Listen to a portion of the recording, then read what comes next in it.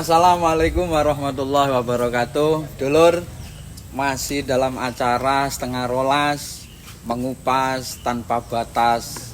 Dan kali ini saya ditemani dan sengaja saya dengan edisi khusus mengundang beliaunya Gus Sahrul Munir, Ketua Tanfidiah PCNO Kabupaten Lamongan.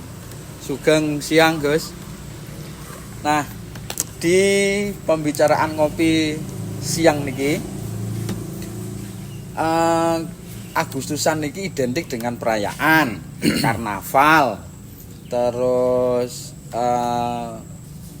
semacam resepsi hiburan atau senang-senang.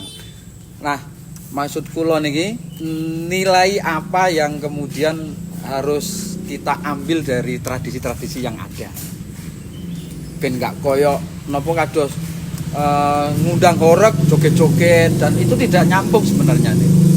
Nah, menurut jenengan pripun nih? Ya, terima kasih Mas Mubin Wong.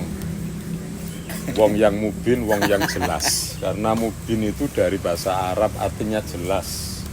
Jadi wong yang jelas itu penting. Karena hari ini banyak wong sing gak jelas. Baik, apa yang sampean tanyakan itu kalau saya kerucutkan ada dua. Merefleksikan hari ulang tahun kemerdekaan ini, satu ada yang senang, ada yang berupa perlombaan yang itu nanti ada nilai heroiknya. Heroik, nggih. Maka kalau kita maknai secara mendalam, ya dengan fenomena yang ada, misalkan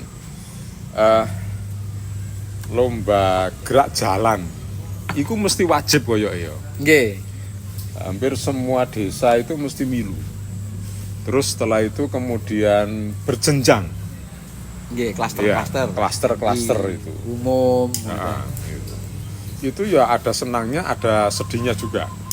Melaku sak monodoe iku lho ya abot.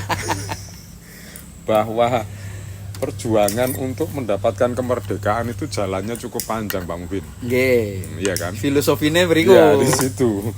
Jalannya panjang. Gak ono gerak jalan itu 1 kilo gak ono. Apalagi 500 meter itu udah ada. Itu rata-rata itu antara 4 sampai 10 kilometer.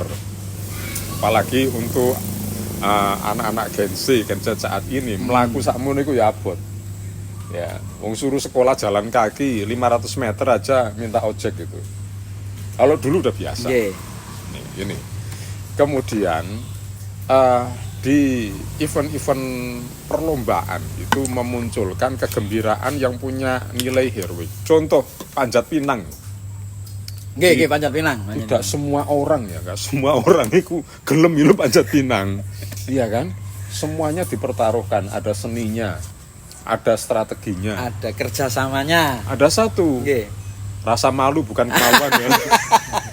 Itu diperjuangkan juga kan itu. Tapi coba lihat, yang hadir bukan kontestannya, bukan yang ikut lomba, yang menyaksikan. Semuanya happy itu, semuanya senang. Ada senang, ada sedih, ada gembira, tumplek-plek di situ. Nah, terus kemudian ketika malam 17. Nah, ini malam 17 ini kalau tradisi kita ada tahlilannya. Ya kan? Pejuang syuhada itu juga mayoritas itu orang muslim sekitar kita. Santri. Sebagai rasa syukur, maka terus kemudian malam itu kita syukuran bersama, potong tumpeng, kemudian ada bancaannya, dan tidak lupa tahlilan. Tahlilan itu wajib itu, yasinan, tahlilan, agar mereka di sana tetap mengalir amal jariahnya, tetap mengalir apa yang kita baca-baca itu dari pahala yang kita sampaikan, yang kita kirim. Maknanya begitu dalam, Om Wong. Itu begitu dalam. Itu di negara lain nggak ada itu. Selain di Indonesia nggak ada yang kayak di Indonesia. Ini yang ada hanya di Indonesia. Jadi kalau nggak suka dengan seperti ini berarti bukan orang Indonesia. Ya mungkin orang Payaman atau orang mana lah. Ya itu maknanya di situ itu mungkin bisa nanti digali lebih dalam, ya kan? Nah, makna dari perayaan-perayaan termasuk jenengan memberikan contoh, bahkan kalau kemudian disambungkan nggih nyambung lomba selain panjat pinang niku makan kerupuk dan sebagainya. Nah, ini memang tradisi lama yang ditinggalkan oleh guru-guru kita dan para sesepuh kita. Hari ini tiba-tiba muncul perayaan itu hanya sekedar resepsi perayaan tanpa harus menggali nilai-nilai perjuangannya. Nah, ini yang harus kita berikan satu pemahaman. Kinten-kinten pemaknahan dan seharusnya seperti apa perayaan ini. Ya, tadi awal sudah sedikit kita kupas ya. Okay. Kalau misalkan gerak jalan itu berjenjang, klaster. Kemudian nanti lomba-lomba yang ada di desa-desa atau kecamatan juga berklaster juga. Ya, terus kemudian hari ini dibikin yang lebih lucu lagi. Ketika segmentasi lomba itu adalah untuk anak-anak gawe wong tua. Itu kan. Yang penting di situ ada nilai kegembiraannya kita, ada nilai kegembiraan, tetapi jangan melupakan substansinya.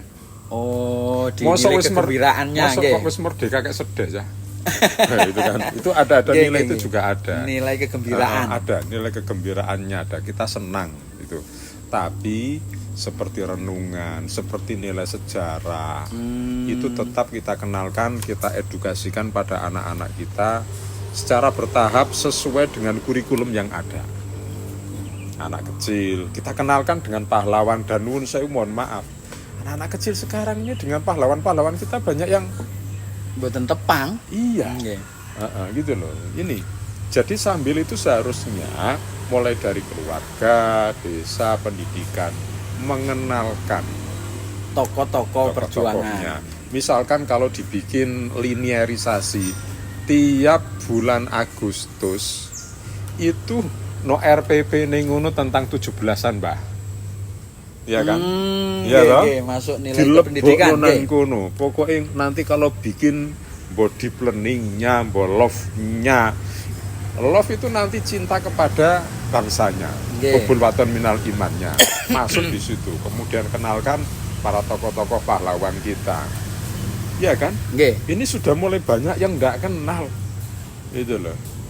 Jadi di usia-usia milenial hari ini banyak yang sudah mulai lupa dengan pahlawan nasional kita, dan bahkan salah satu pahlawan nasional kita mau dihapus itu. Yang Mbah Hasim niku nggih. Itu kan.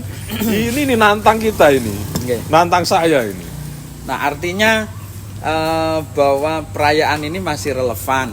Kemudian secara institusi organisasi, Gus, NU menghadirkan perayaan ini di wilayah mana kira-kira, selain kita harus menjaga jangan sampai Mbah Hasim itu tiba-tiba dihilangkan dari sejarahnya. Di selain RPP, selain di mananya, di wilayah mananya nih? Tak ngopi sih ya. Oke.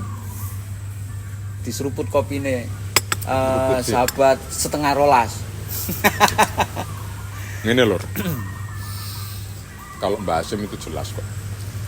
Setiap mau merayakan kegembiraannya itu, misalkan kegembiraan kita ini bulan depan kan bulan mulut kan. Ada kitab namanya At-Tambihat itu.